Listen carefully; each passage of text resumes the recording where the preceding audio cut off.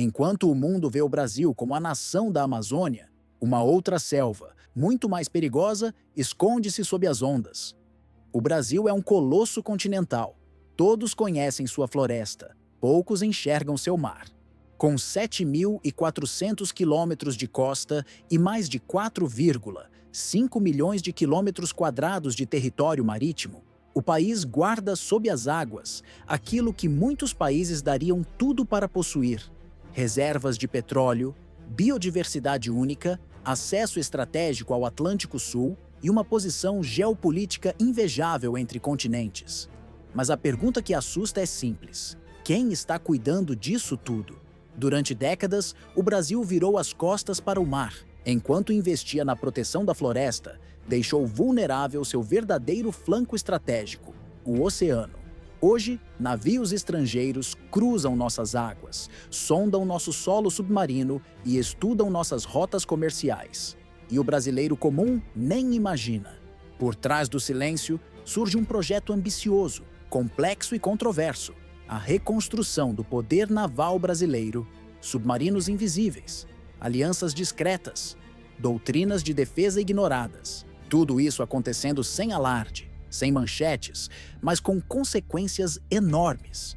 E neste vídeo, vamos abrir esse arsenal escondido, com profundidade, com respeito e com o realismo de quem enxerga a guerra não como espetáculo, mas como advertência. Desde os anos 1980, o discurso ambiental colocou a Amazônia como símbolo máximo da identidade e segurança nacional. E com razão. Mas ao fazer isso, o Brasil cometeu um erro estratégico grave: esqueceu do mar. Enquanto a floresta está em terra firme, 90% do comércio exterior brasileiro depende das rotas marítimas, do petróleo aos grãos, da carne aos minérios. Tudo sai por portos. Tudo navega por águas que, em teoria, são nossas. Mas na prática, nem sempre. Se um dia essas rotas forem bloqueadas, sabotadas ou monitoradas por potências estrangeiras, o Brasil para. Não por causa da floresta, mas por causa do oceano. É a chamada Amazônia Azul, um território subestimado, mas vital. Um espaço de soberania onde estão os maiores campos de petróleo do pré-sal, cabos submarinos de comunicação e biodiversidade valiosa. E, no entanto, a maioria dos brasileiros não faz ideia do que se esconde sob aquelas ondas calmas. Durante a Guerra Fria, o Brasil viveu sob a sombra de uma doutrina de defesa centrada no litoral. Os documentos militares da época mostram isso com clareza. O medo era que inimigos desembarcassem tropas pela costa. Mas a consequência dessa doutrina foi perigosa: foco em defender a terra, sem controlar o mar. Não havia investimento pesado em submarinos, nem vigilância em águas profundas. A prioridade era proteger o litoral e não projetar poder além dele. Essa lógica durou décadas, e quando o mundo mudou, o Brasil não acompanhou. Somente nos anos 2000 começou-se a falar em dissuasão real, patrulha oceânica e capacidade autônoma de defesa marítima. Mas o atraso já estava feito. Aqui está uma verdade incômoda: há muito mais navios de bandeira estrangeira em nossas águas do que a maioria imagina. Navios chineses têm feito prospecções científicas e pesqueiras em áreas próximas à nossa costa. Os Estados Unidos mantêm presença constante em operações de segurança no Atlântico. O Reino Unido, com seus interesses nas Falklands Malvinas, observa tudo de perto. E o Brasil? Com poucos navios de patrulha oceânica em operação e com um número limitado de submarinos convencionais, nossa capacidade de vigiar essa imensidão é simbólica. É como tentar proteger um palácio com um vigia e um binóculo quebrado.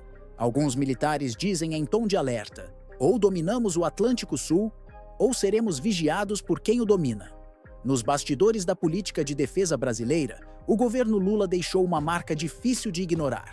Em vez de seguir a cartilha do confronto, o Brasil adotou uma estratégia que misturava investimento em soberania com diplomacia ativa. Ao contrário do que muitos pensam, o projeto do submarino nuclear brasileiro nasceu nesse período, resultado de uma parceria de longo prazo com a França. A mesma que construiu os Scorpene, submarinos convencionais de alto desempenho. Lula enxergava o Atlântico Sul como uma zona estratégica que precisava ser defendida, não com arrogância, mas com autonomia. Por isso, sua gestão buscou reforçar a indústria nacional de defesa, criando empregos, incentivando transferência de tecnologia e negociando sem acender alertas vermelhos nos países vizinhos. O Brasil firmou acordos com Índia, África do Sul e países sul-americanos, ampliando sua influência sem recorrer à imposição militar. A ideia era clara: ser respeitado sem ser temido. Mas todo projeto de defesa carrega um dilema moral e político. Durante os anos 2000, surgiram críticas duras.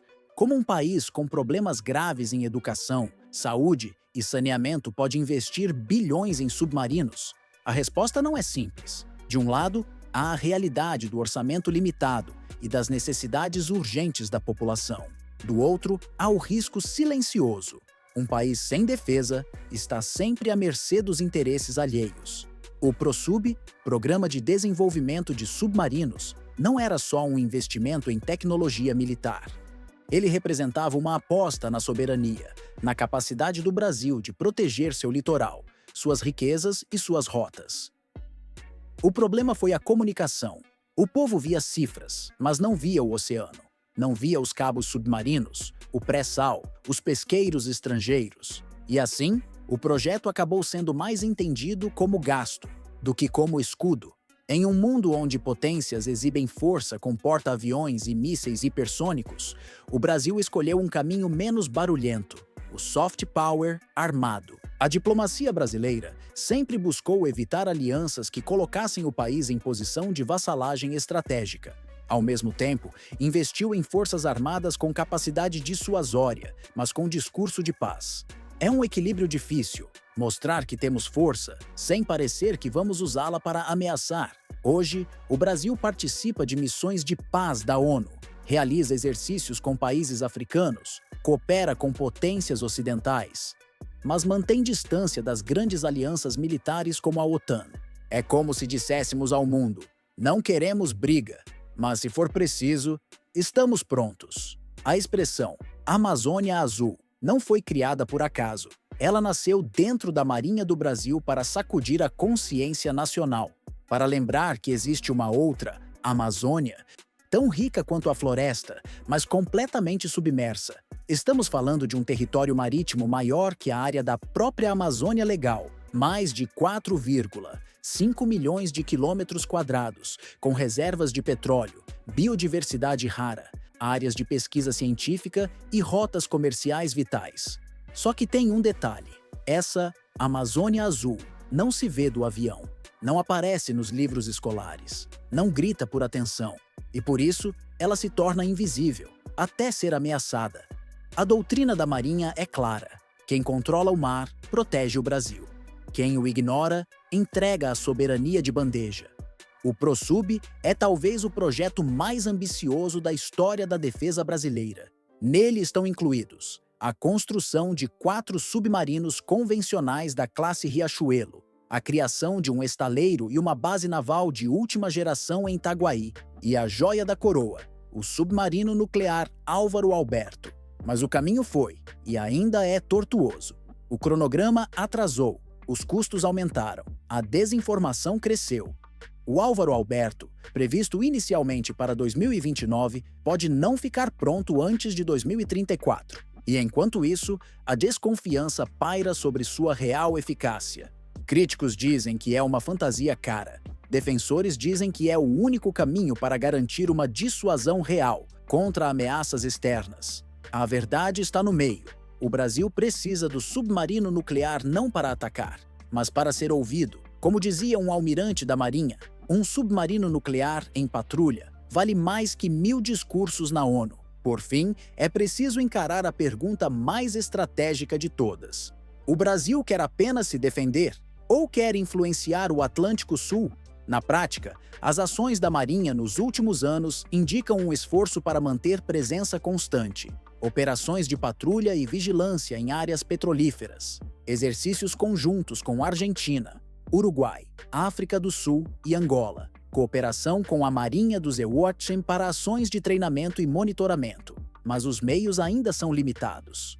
A frota brasileira envelhece, Os navios patrulha são poucos para o tamanho do território marítimo, e a cobertura de vigilância aérea ainda depende de sistemas defasados. A ambição existe, a doutrina está escrita, o mapa foi redesenhado, mas sem investimentos consistentes e vontade política duradoura, a doutrina azul corre o risco de virar apenas tinta em papel. O Brasil é uma potência marítima que ainda não despertou por completo. Tem território, tem recursos, tem localização estratégica, tem potencial. Mas precisa olhar para o mar com a mesma reverência com que olha para a floresta. Cada submarino, cada navio patrulha, cada radar no Atlântico Sul não é apenas um equipamento militar. É uma linha invisível entre a soberania e a submissão. Se hoje você está ouvindo esse vídeo com calma, em paz, é porque há homens e mulheres patrulhando águas que você nunca verá. Eles fazem silêncio, mas carregam o peso de um país inteiro nos radares, nos sonares e nas correntes. Se você também sente esse chamado, esse poder silencioso da guerra que protege a paz, comente aqui embaixo. E se já viveu algo parecido, seja como militar, engenheiro, pesquisador ou familiar, compartilhe sua história. Ela pode acordar quem ainda dorme. Nos vemos na próxima Operação Guerra.